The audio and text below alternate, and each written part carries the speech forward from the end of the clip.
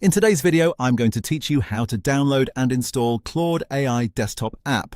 To get started, open your web browser and go to claude.ai. Once the website loads, take a moment to look at the main page. You should see a button labeled Download Desktop App.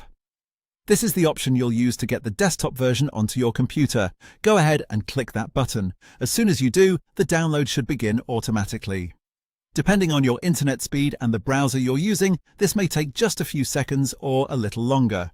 If you don't immediately see anything happen, check your browser's downloads area, because that's usually where the file progress will appear. While the file is downloading, it's a good idea to wait until the download is fully complete before opening it. Interrupting the process too early can sometimes cause installation issues, so just give it a moment to finish properly. Once the download is done, locate the file. In most cases, it will appear at the bottom of your browser window or inside your computer's Downloads folder. Now click the downloaded file to begin the installation process.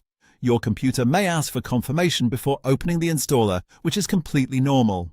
If that happens, simply approve it so the installation can continue. From there, the app should begin installing on your system. During installation, just follow any prompts that appear on screen. These are usually simple confirmation steps to help the program install correctly. In most cases, the process is quick and straightforward, so you won't need to do much beyond allowing it to proceed. Once installation is complete, the Claude desktop app will be ready to use. At that point, you can open it from your desktop, applications folder, or start menu, depending on your operating system. If you want easier access in the future, you can also pin it to your taskbar or keep a shortcut on your desktop. And that's it. You've successfully downloaded and installed the Claude AI desktop app.